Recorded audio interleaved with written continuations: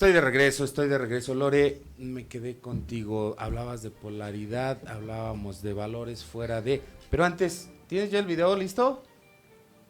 ¿Sí? ¿Lo podemos ver? Ahí está. Now, the requirements to be elected, and again, we still have the enabling legislation, are, and I kid you not, having a 3.0 grade point average. Our Constitution says that now. And 5 letters of recommendation from your neighbors. If you have those, if you meet those requirements, you can be proposed to the Supreme Court, provided you win an election. Ahí está, Lore. ¿Qué opinas de las risas y de esta polarización de la que hablamos?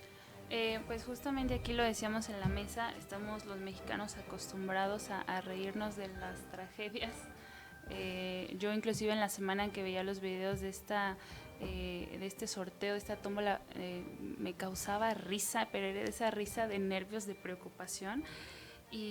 Y ahorita hablábamos que mucha población no entiende sobre estos temas, digo, inclusive a veces uno hasta como jurista no entiende mucho de estos temas jurídicos. Es difícil comunicar a la sociedad, a la población, cuáles van a ser los efectos que van a causar estas iniciativas, estas reformas. Y atinadamente en el transcurso de esta semana he visto muchos videos de cómo está comunicando ahorita la oposición, que básicamente es tratar de empatizar con algo que tuvo que haber hecho desde hace mucho tiempo, pero bueno, hoy está tratando de empatizar con la gente en estos pequeños videos cortos de tú que te la has rifado, trabajando 20 años, en estos temas de superación y cómo se va a ir decayendo poco a poco. Silver, decíamos que hoy es más material que de valores. Digo, yo prefiero traer 1,000 pesos en la cartera que tener 2 amigos, pareciera, digo, palabras más, palabras menos. ¿Por qué? Porque la única justificación para la reforma constitucional de los ministros, jueces y magistrados es porque ganan mucho dinero y porque privilegian a las clases que dicen ellos, específicamente esas clases pudientes, pudiéramos decirlo, Silver. Pues ya lo dijo Mitt por ahí en su campaña a la presidencia de la República, nombre unos genios, y la verdad es que sí, son unos genios en temas de comunicación. La verdad es que eso sí tengo que reconocerles. Saben decirle a la población cosas a su favor que quieren que la población conozca, saben cómo llegarles al hígado de las personas, conocen de primera mano las problemáticas nacionales y saben que una de ellas, pues por muchos años, ha sido la opulencia en el tema gubernamental. Entonces yo creo que a eso se basan para todo el tiempo ahorita decir que una de las principales cosas por las que se debe reformar el Poder Judicial pues es por el tema económico, es por el tema de la opulencia, es por el tema de que tienen familiares trabajando. Pero ¿por qué no hicieron una reforma de fondo? ¿Por qué no dijeron vamos a hacer una reforma donde se les tenga que bajar el sueldo? Vamos a hacer una reforma donde se investigue a las familias de los que estén ahí como jueces y magistrados y no se pueda tener más de una persona por familia. ¿Por qué no se hizo una reforma en ese sentido y no una que claramente nos ridiculiza a todos los mexicanos ante el mundo como unas personas que, pues así como lo dijo el ministro, que tienen unas reglas de operación pues totalmente ridículas, totalmente... Bueno, es que ahí el tema no fue tocar la situación de fondo, o sea, realmente fue desarticular al Poder Judicial. Y te voy a platicar por qué, porque en todo caso, si hubieran expuesto las deficiencias del Poder Judicial que se han ahora exhibido, como son los altos sueldos, que yo pongo en tela de juicio, que los altos sueldos, pero yo conozco litigantes que ganan por encima de ellos. Sin embargo, si tú querías transparentar las formas de ingreso al Poder Judicial, pues hubieras fortalecido el Consejo de la Judicatura Federal, ¿no? Finalmente, ¿cuál es el problema? Insisto, la ciudadanía a la ciudadanía no hemos podido transmitirle que la reforma es un balazo en el pie. ¿Y por qué es un balazo en el pie? Porque si nos ponemos a analizar cuál es la función primaria del juicio de amparo, pues es proteger precisamente a la ciudadanía ante actos de autoridad. Entonces, si tú desarticulas el Poder Judicial, ¿quién te va a proteger, por ejemplo, el día de mañana? Que no te pagaron, que te expropiaron y no te indemnizaron. El día de mañana que sufriste una detención ilegal, que sufriste una desaparición forzada, ¿quién? Si tenemos ya los jueces, ministros, magistrados del bienestar, ¿no? Que era quitar a quien me estorbaba. Recordemos que el poder, antes de que, cuando llegó el que salió, presidente, fue quitando estorbo, fue quitando aquellas partes que no incómodas o que no le permitían supuestamente hacer su trabajo bien. En el caso concreto, pues, ¿cuántas reformas le echaron para atrás? Pues no estaban bien, corrígelas, preséntalas bien y te las van a aprobar. Que no sean en perjuicio de nadie. Recordemos que el primer paso que dio tocando la ley de amparo fue esa, precisamente, que las leyes, las resoluciones ya no iban a ser de manera general, aun y cuando se tratara de asuntos que afectaran a un sector de la población.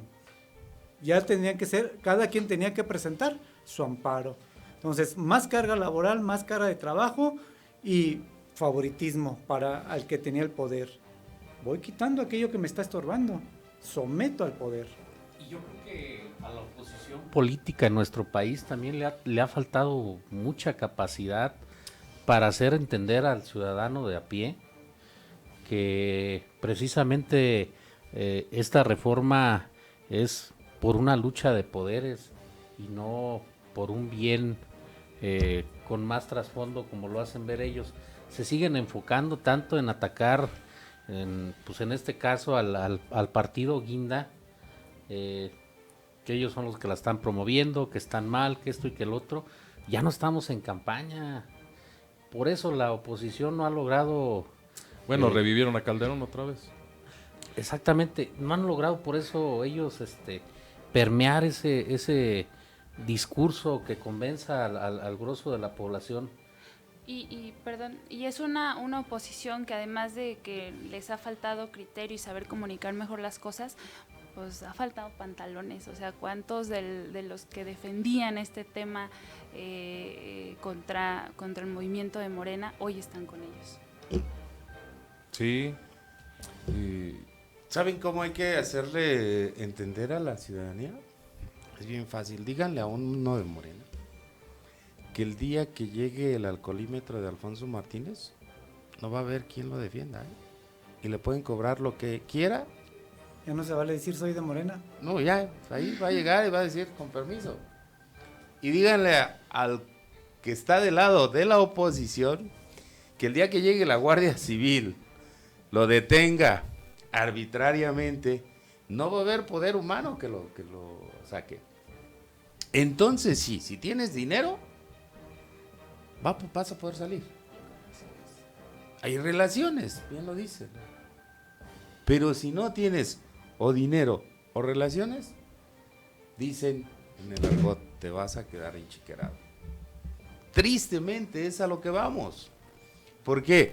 ¿Cuántos amparos no ha habido por el tema del alcoholímetro? ¿Cuántos amparos no ha habido por actos de abuso de autoridad por el tema de la Guardia Civil? por eso te decía, Eric, es un balazo en el pie. ¿Qué pasa con esas personas? Te voy a hacer un caso de extrema urgencia. Una persona que no le surten su medicamento, que no recibe atención médica, a los chavos, ahorita que estamos hablando del tema de que les coartaron su derecho a la educación, todas esas cuestiones, creo que ha faltado hacérselo saber a la ciudadanía. El amparo precisamente es para estos actos de autoridad que de manera ilegal afectan sus derechos. No, y lo peor de todo, maestro, reflexionando esa parte que dices, defender sus derechos. Recordemos que la Constitución establece que los derechos deben ser progresivos. Y aquí es en perjuicio, es en agravio del propio ciudadano. Y tan lo saben, por eso vuelvo e insisto, la desinformación de todas las mañaneras es esa. Una retórica en donde yo busco convencer a aquel que me está mirando, darle un panorama de México, de un México que el partido gobernante tiene, pero el ciudadano tenemos otra radiografía de un país mexicano diferente. Son dos Méxicos entonces, ¿en cuál estamos viviendo? ¿Cuál es el real? ¿Cuál es el verdadero? Porque uno es el que me cuentan en las mañaneras y otro es el que yo vivo todos los días, aquel que me encuentro todos los días, aquel en el que estamos insertos todos los días. Políticas públicas que no son buenas, no han fructificado, no han prosperado, proyectos en donde se quedan estancados y se quedan nada más en eso, en proyectos. Entonces, aguas con eso. Cuando un derecho humano se menoscaba en una mal llamada reforma, no es en beneficio del gobernado, sino es en perjuicio. ¿Por qué? Porque te están quitando ese sustento que tú tenías como mexicano, como ciudadano.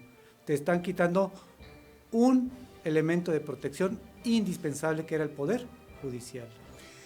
Fíjense, mira la pausa, yo voy a la pausa, regreso. Esto es Tribunal Ciudadano.